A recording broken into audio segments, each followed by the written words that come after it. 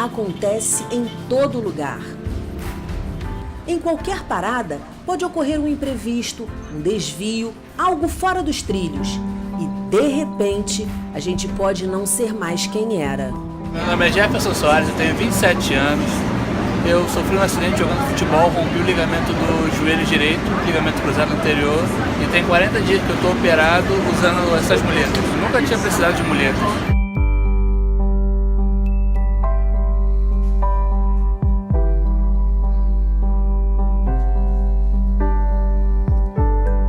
A criança nasceu mamando no peito, tudo tranquilo, então dentro do que seria a normalidade de um parto, uma gestação.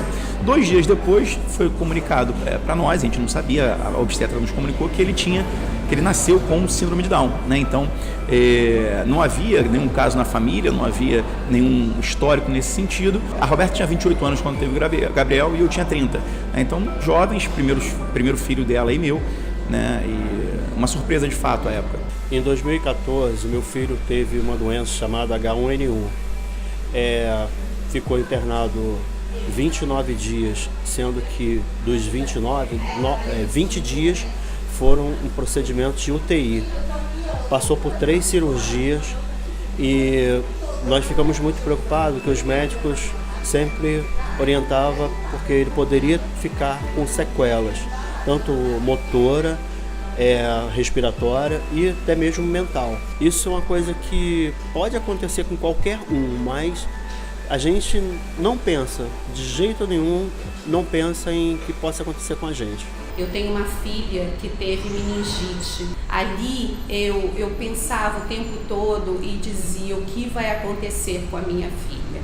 Então é muito importante a gente compreender que a deficiência ela pode acontecer a qualquer momento e pode atingir qualquer um. As diferenças são percebidas num simples olhar. É através delas que os sujeitos se destacam e se individualizam no grupo. O indivíduo só existe porque ele se distingue do restante.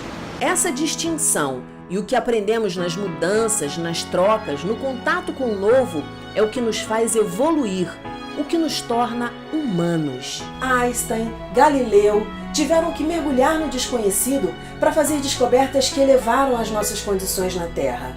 Nietzsche, Jung, Freud encontraram na diversidade os extraordinários caminhos da compreensão humana.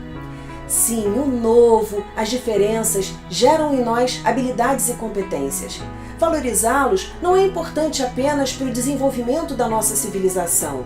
É fundamental no dia a dia e pode ser decisivo na hora de conseguir um emprego. Profissionais renomados da área de recursos humanos destacam que competências como a capacidade de trabalhar em equipe, relacionamento interpessoal, boa comunicação e flexibilidade são muitas vezes mais importantes do que dominar novas tecnologias e o conhecimento de outro idioma. Muito maior do que o idioma. Quando eu trabalho em equipe, eu tenho uma capacidade de interagir com outras pessoas. O pensamento diverso, a forma diversa de trabalhar juntos, dá esse nível de conhecimento que as empresas precisam. Então, nós não somos mais uma ilha onde a gente adquiriu determinado conhecimento na nossa vida acadêmica, um pouco da nossa experiência profissional e estamos aptos para estar exercendo uma atividade na organização. Elevada competência na capacidade de trabalhar em equipe, no processo de abertura a experiências, porque hoje as empresas precisam inovar, então é importante que esse profissional tenha abertura a novas experiências, é importante que ele tenha um processo de comunicação que possa fluir na organização, porque hoje ele vai trabalhar e se relacionar com diferentes públicos, né? A gente falava de públicos de interesse, hoje a gente fala de compartilhamento. Então, cada vez mais é exigido desse profissional que ele tenha uma capacidade relacional intensa. Hoje a gente tem uma preocupação especial com a construção, com o resgate da humanização na empresa.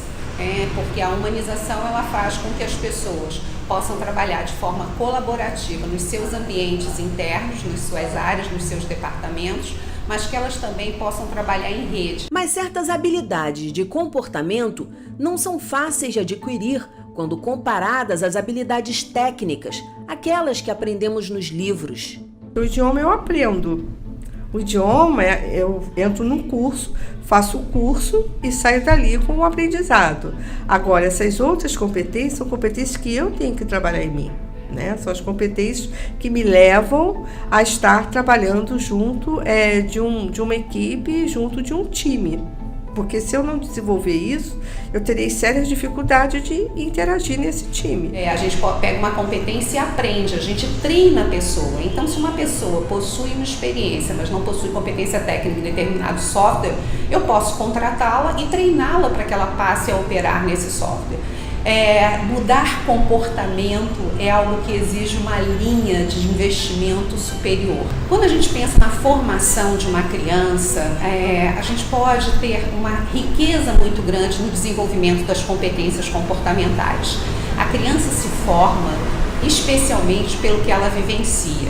Então, se uma criança, por exemplo, ela encontra no outro, percebe no outro que ele é diferente, mas ele não é deficiente, isso faz com que ela tome uma atitude totalmente distinta, porque naturalmente ela não vai reagir de forma contrária, por exemplo, com o medo do diferente. O diferente, fazendo parte do nosso mundo, da nossa vivência, da vivência da criança, faz com que ela possa se tornar um ser humano aberto a novas experiências. Eu acho que a presença de crianças, especiais no grupo, por exemplo, de uma sala de aula, permite que essas crianças comecem a entender esse mundo diverso e esse pensamento diverso, porque essas crianças especiais também estarão dentro do mundo corporativo. Na hora do mercado de trabalho, no processo seletivo, se ela teve experiências, já com uma sala de aula que é diferenciada, que tem jovens ou estudantes, crianças,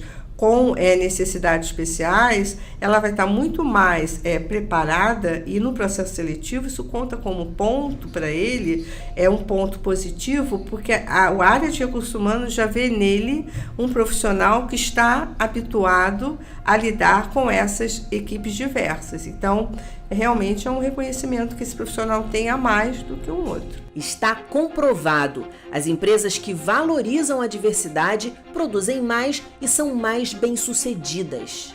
As empresas têm percebido que entender a diversidade é entender melhor o mercado, é entender melhor as demandas sociais e ampliar, normalmente, vendas e melhorar o ambiente de trabalho. Eu sempre gosto de dar o caso da Apple.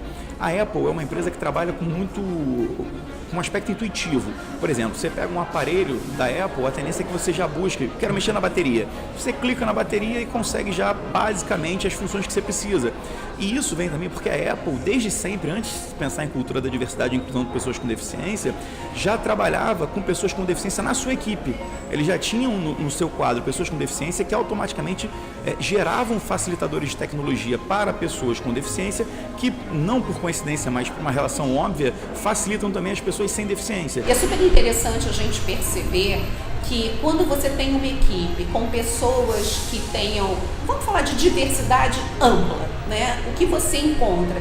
Você encontra os profissionais tendo pontos de vista distintos uns dos outros. Alguém chega com uma posição e diz, olha, vamos fazer esse lançamento para o público da classe C e D. E alguém da classe C e D diz, olha, eu acredito que dessa forma isso não seja conveniente. O pensar crítico vem da diversidade. Olha, eu como mulher penso diferente. Olha, eu como mulher, como eu, próximo aos 60 anos, acho isso inviável. Então, se você tem todos os profissionais, a sociedade representada ali, então a gente está sempre precisando ter o olhar das pessoas que vivenciam realidades distintas às nossas. Quem representa aquele grupo precisa ter uma voz dentro das nossas equipes e nas nossas organizações. Qual é a maior dificuldade que nós temos hoje nas lideranças?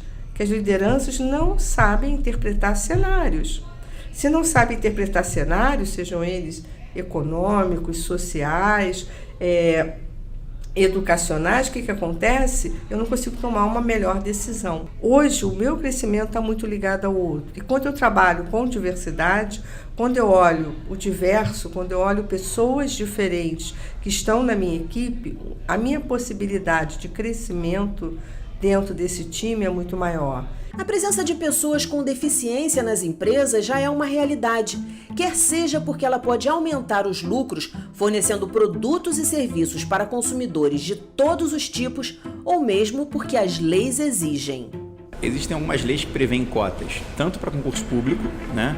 E aí tem a Lei 8112, tem a Lei 8213, tem algumas leis que prevêem cotas. No concurso público, né, entre 5% e 20% de cotas, no mínimo 5% de reserva e no máximo de 20% de cotas. E nas leis para cotas em empresas privadas, vai oscilar ali até 5% conforme o número de funcionários, variando entre 100 e 1.000 funcionários. E aí tem uma oscilação com a reserva máxima de 5%, né, caso haja mais de 1.000 funcionários na empresa. No setor privado, né, como demanda uma fiscalização maior em relação a isso, ao cumprimento da cota para a pessoa com deficiência, por vezes não se cumpre, mas aí tem uma atuação muito forte, muito importante do Ministério Público do Trabalho, a partir da aplicação de multas para aqueles que não cumprem as cotas. Achavam que devia ser todo mundo numa escola especializada. Isso aí não acrescenta em nada nem para as crianças, nem para as outras crianças que a escola oferece os seus cursos. Então foi um processo de um aculturamento no Brasil muito grande, e o RH não foi diferente. O RH precisou realmente se adaptar, mas eu vejo que hoje, muito além da cota, é a questão do pensamento diverso, de trabalhar com equipes diferenciadas e que possa gerar resultado. O que a empresa quer, deixa eu olhar assim friamente, o que a empresa quer são profissionais qualificados que gerem resultados na sua organização. Maria Eduarda tem 9 anos de idade e já gerou muitos resultados na vida do João Pedro e na vida do Antônio, pai do menino. João é uma criança com autismo. Depois de ser convidado a sair da escola onde estudava, ele foi para outro colégio e conheceu a Duda. A gente deu um suspiro muito grande, assim, no final do ano, ter encontrado essa criança maravilhosa, que foi a Maria Eduarda, que fez maravilhas na vida do João Pedro, né? A Maria consegue coisas do João que eu nunca poderia conseguir. Hoje em dia o João Pedro está buscando outras crianças para se aproximar, e outras crianças na escola dele estão se aproximando. Essa troca tem sido muito grande no desenvolvimento dele na área do autismo. Então, através disso, ele começou a falar mais, soltar mais palavras, pedir algumas coisas, desejo, sentimento, né? As vontades dele têm aparecido mais. Mas acho que o fator primordial que foi determinante na vida da Maria, né, foi a educação dos pais. Eu não vejo mais o João como um autista. Eu vejo o João como um amigo que tem algumas dificuldades, como todos. Nenhuma criança é perfeita, né? Nenhuma criança não tem uma dificuldade matemática ou em qualquer outra coisa.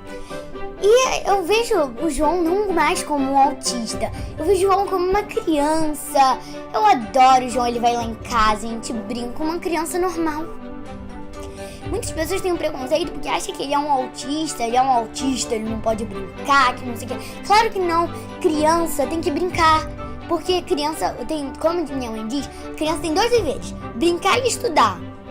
Como é que a criança autista não pode então brincar? Adriana, mãe da Duda, também não esperava tantas mudanças na vida da menina. Aos 8 anos de idade, a filha se tornou escritora e publicou o livro Meu Amigo Autista. Eu gostaria que outras crianças entendessem como funciona a cabeça de um amigo especial, porque ele é adorável, eu adoro o João. E eu sei como lidar com ele, eu sei como brincar com ele, e eu queria que todas as crianças soubessem também. Eu falei, faz, filha, então faz, pode fazer o livro. E aí ela sentou no computador, eu acho que, sei lá, 1 mês ela fez o livro todo. Se doou, né, e deu o que ela tinha de melhor. E assim, o que eu tenho a dizer em relação ao Quanto Mãe é que na verdade é isso mesmo, né? A gente tem que chegar pro outro, o que eu ensino sempre para ela, né? A gente chegar e oferecer o que a gente tem de melhor pro outro. Aprendi muita coisa com o João. Ele me ensinou você tem que respeitar o outro. Eu respeitava, mas o João me ajudou muito. Você tem que respeitar o outro, as limitações dele. Entender, não ter só o preconceito de cara, porque o preconceito nasce aí. Quando você vê, você não pensa primeiro no lado positivo. Você sempre vê o negativo primeiro. Uma vez a gente estava no meu quarto, brincando, né? E aí eu não deixei ele pegar meu cofrinho, que ele era um pouquinho, né? E aí ele queria, eu não deixei porque ele podia quebrar muito fácil. E aí ele tava com muita raiva e foi e mordeu o meu cabelo. Foi muito engraçado, porque ele mordendo, aí daqui a pouco ele... tipo, ai que nojo, mordi na parte errada. Mas ele não tinha como falar, Duda, me empresta, eu não vou quebrar, entendeu? O que ele fez pra demonstrar raiva? Ele mordeu. 2 meses, 1000 livros vendidos. A amizade da Duda e do João tem transformado a vida deles e de outras pessoas. Até a colega da minha esposa leu o livro, né, do meu amigo autista, e ela começou a ler assim pra filha, né, um conto à noite, né, antes de dormir. E a filha falou assim: mãe, é só isso? Sim, é só isso, minha filha. No outro dia ela já estava sentada do lado do autista que tem na sala dela. E através dela aí tem do Brasil todo aí quem acabou adquirindo o livro. Tem sido sensacional, né? Cada depoimento, né? Cada criança comentando sobre o livro. Agora há pouco tempo a mãe fez a festinha.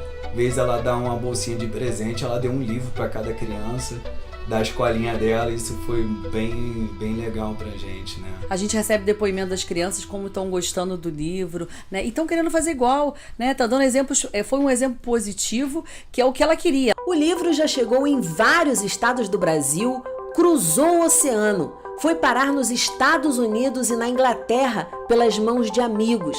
A Duda apareceu em programas de TV e na internet, somando 8 milhões de visualizações que ocorreram em todo o país e boa parte da Europa. Ela também dá palestras sobre o tema em escolas e universidades. Agora está escrevendo a sua segunda obra. O assunto? Preconceito. Ela falou, eu quero ser escritora. Eu falei, filha, você não quer, você é uma escritora, né?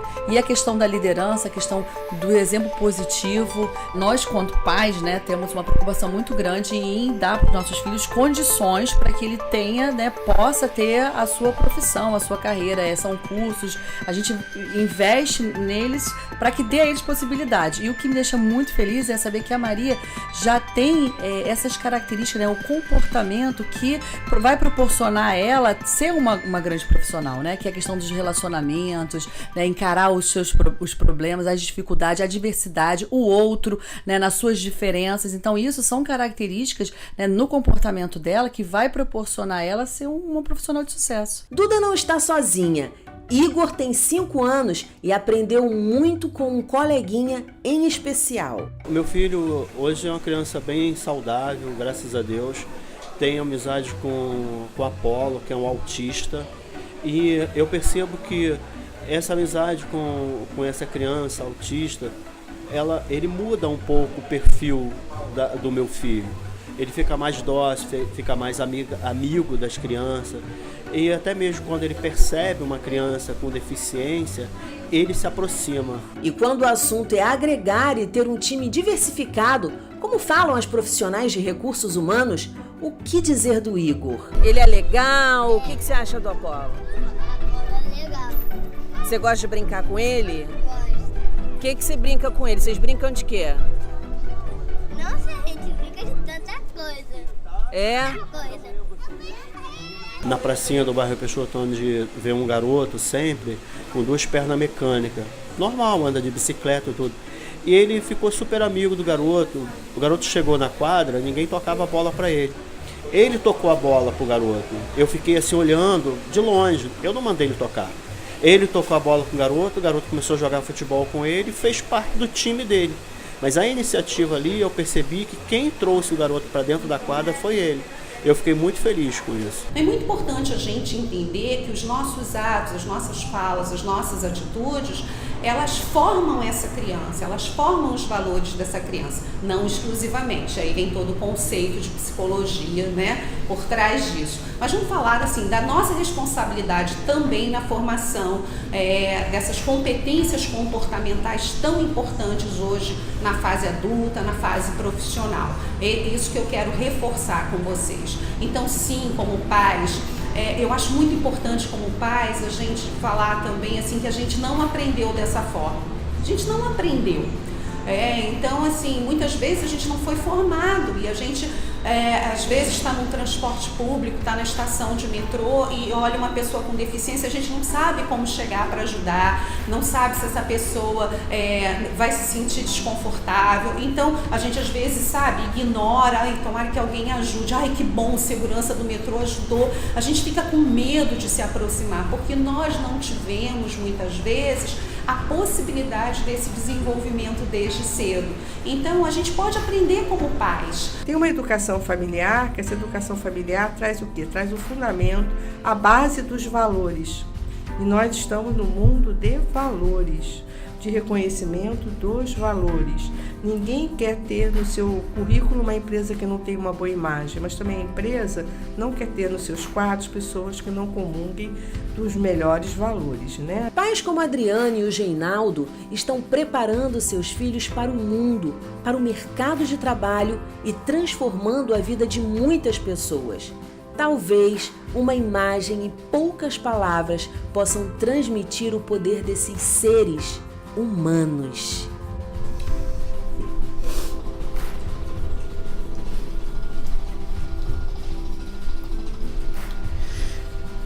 É muita emoção.